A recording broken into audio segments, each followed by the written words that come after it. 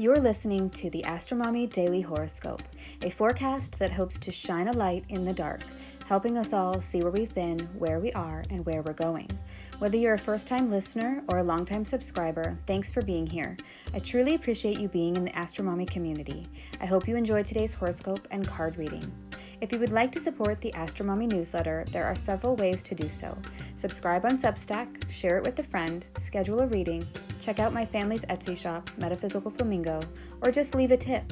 Without further ado, here is the Daily Horoscope.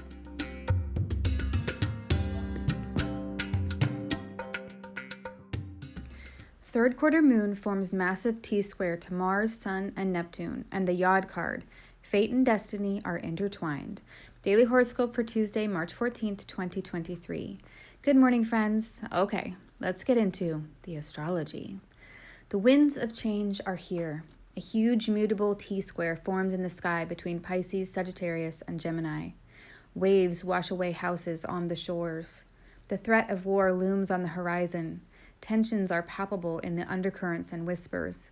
I feel like I am watching the opening scene of the first Lord of the Rings movie. I can hear Cate Blanchett's voice as Galadriel saying, quote, "The world is changed. I feel it in the water. I feel it in the earth. I smell it in the air. Much that once was is lost, for none now live who remember it. It began with the forging of the great rings. 3 were given to the elves, immortal, wisest, and fairest of all beings.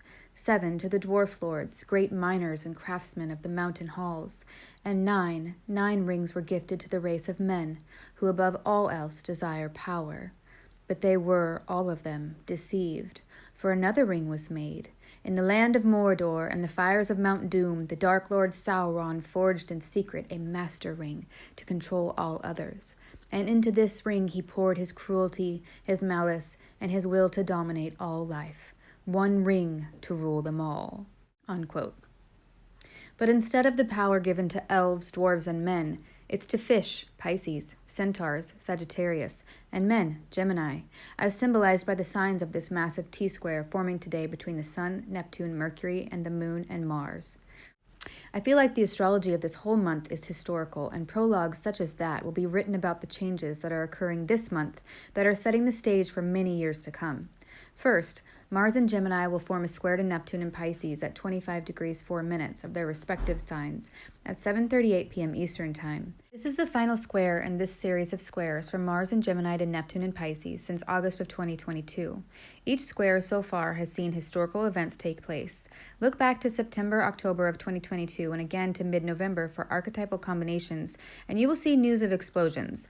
Plus, Mars is exiting the shadow phase of his retrograde in Gemini at 25 degrees 36 minutes tomorrow night at 11:14 p.m. Eastern Time, bringing closure to this whole retrograde cycle in Gemini for the last 7 months.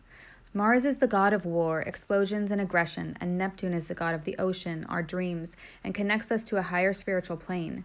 When these two come together in a hard aspect, such as a square, we may see big events such as explosions, eruptions, and blasts that create sorrow, loss, and victimization.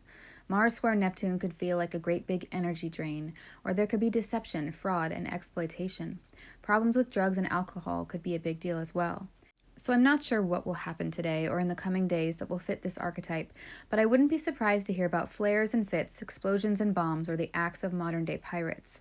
This transit between Mars and Neptune will be partile as they cruise along together at 25 degrees of their respective signs for the next 3 days, and they will stay within the 3 degrees of engagement until March 21st, 2023, when Mars finally starts to separate from the square.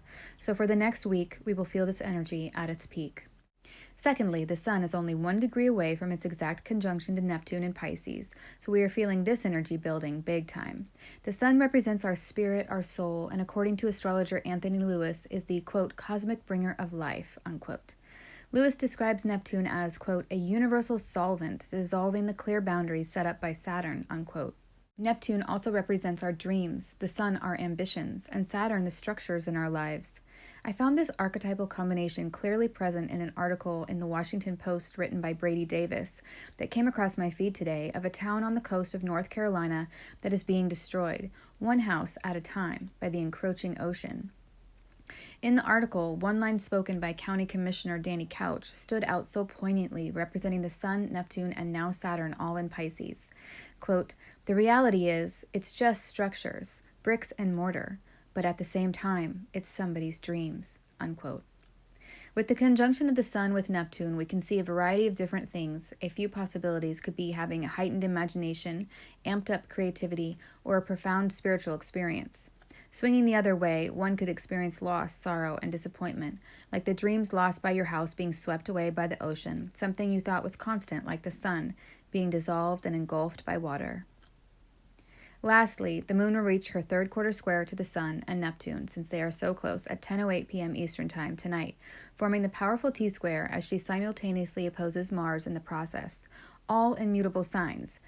Not to mention that she has also just made a square to Mercury in Pisces as well. This feels like a huge crisis point, an explosion of change and revelations. The moon represents our feelings, our body, and how we seek emotional security. And when that is threatened by Mars, the lesser malefic, who brings war and destruction, this screams fights, conflicts, and major tension. Couple this opposition with the moon's square to Mercury, the Sun, and Neptune, and you have an existential crisis. Something's got to give to release the pressure. The apex of the T-square is always a huge trigger point, and the apex in this case is Mercury, the Sun, and Neptune. What do you get when you mix the hot, fiery sun with the ocean? Steam, geysers. A huge eruption of steam and jets of water shoot out to release the pressure. With Mercury so close, one has to entertain the idea that information, messages, or announcements are involved in the triggering of this. So that's what can be expected for today, geyser-like activity. Let's move on to the card for the day. What is the guidance for today? 48, YOD, Destiny. The YOD card indicates that today is a fated day. When this card shows up, it's a symbol that our destiny and fate are intertwined. As the guidance for the day, I feel that this card is saying that we need to trust in the process, even if it seems chaotic, because all the things will work out as they're meant to in the end, and there's really nothing we can do. It's out of our hands. Today, we need to call upon our inner strength, stand strong, and try to remain calm. The balance will be restored after the tension has passed. I would love to hear your thoughts, so please leave a comment. I hope this is helpful. Until tomorrow, AstroMommy. Thank you for reading or listening to the Daily Horoscope. Quick links and resources can be found at the bottom of the newsletter. Today's card was pulled from the Black Moon Astrology cards available on Amazon.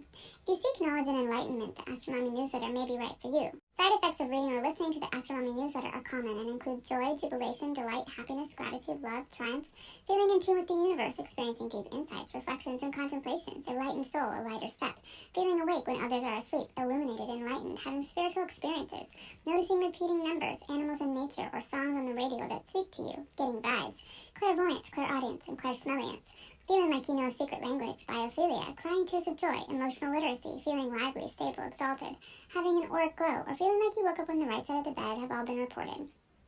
If you purchase anything through the affiliate links that I provide in the newsletters, it will make a very small commission. Thanks for listening.